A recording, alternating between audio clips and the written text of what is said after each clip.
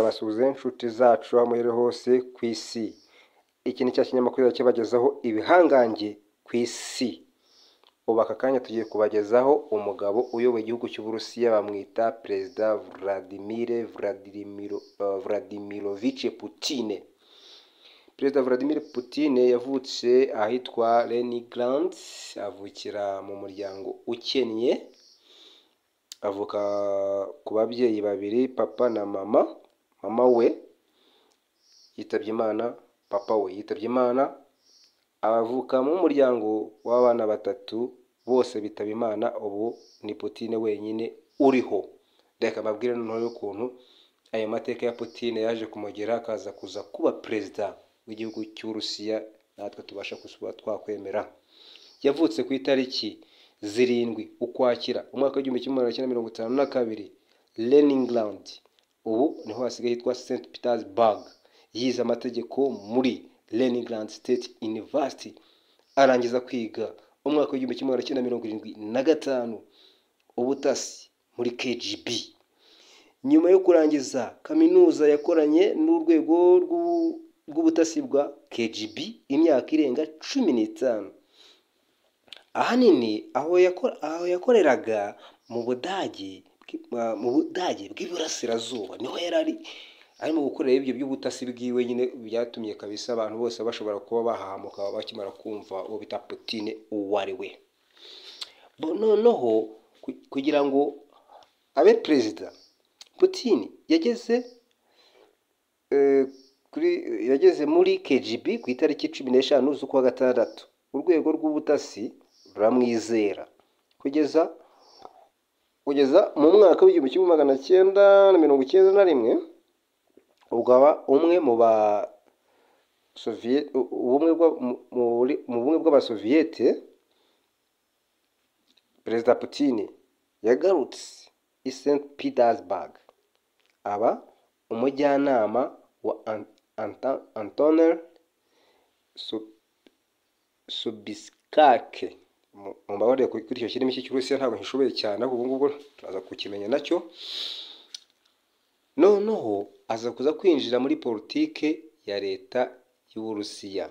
Umwaka w'1996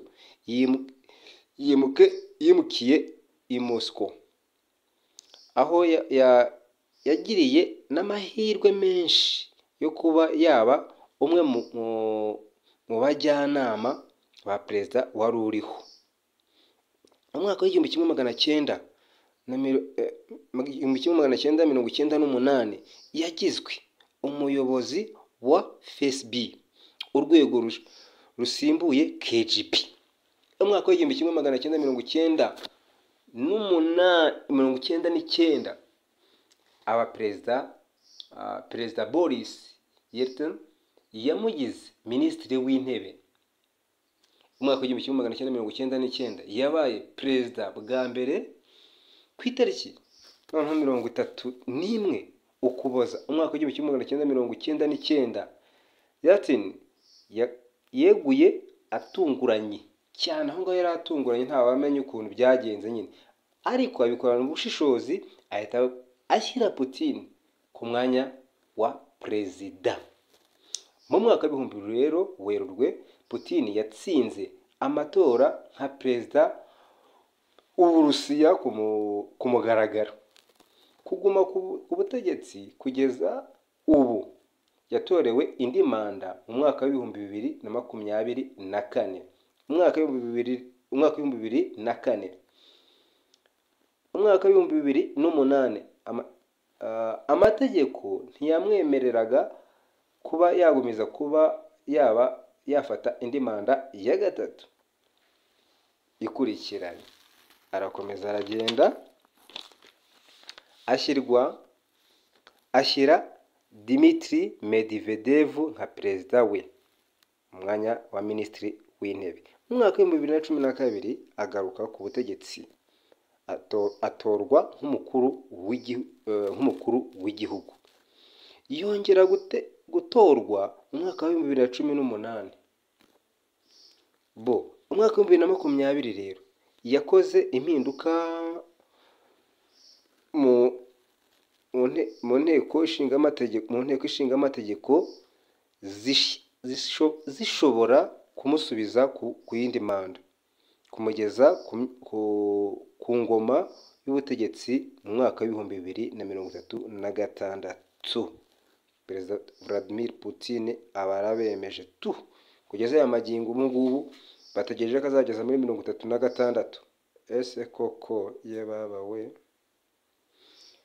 Muri make rero, Putin yagiye ku butegetsi abinyujije mu nzego z'umutekano, yizerwa na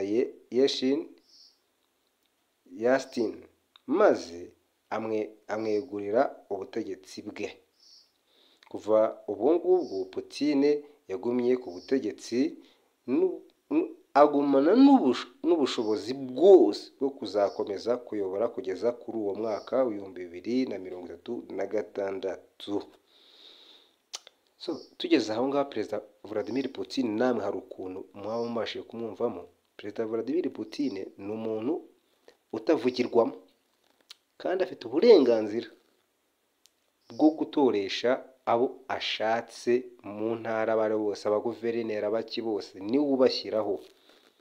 Ashyiraho umuntu yumva kuko adashobora kuzaba yamubangamira kandi akaba atagira n'intatiro zo kugira icyo amuvugaho.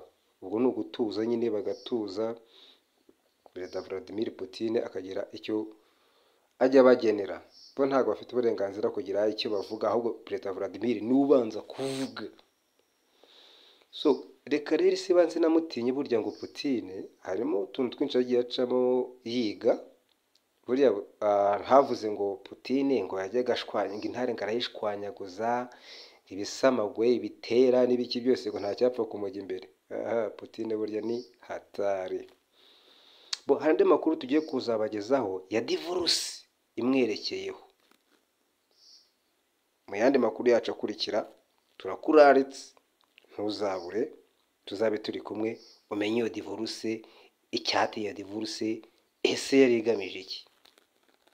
Twebwe gusa icyo tugusaba ni ukudukandira ahangaho hepfo nk'inkunga yawe handitse subscribe cyangwa se sabone, ugakanda kukazogera kari aho ngaho, ubundi tukajya dukurikirana amakuru yacu twese 5 kwa 5. Ari amakuru yavuye mu binyamakuru byizewe ku mbuga nkoranyambaga zitari izingi z'abantu z'abapapirano. Twebwe tuyakura aho twizenzanya, nkubwira naho aba yavuye. Ngo Perezida Vladimir Putin w'igihangange.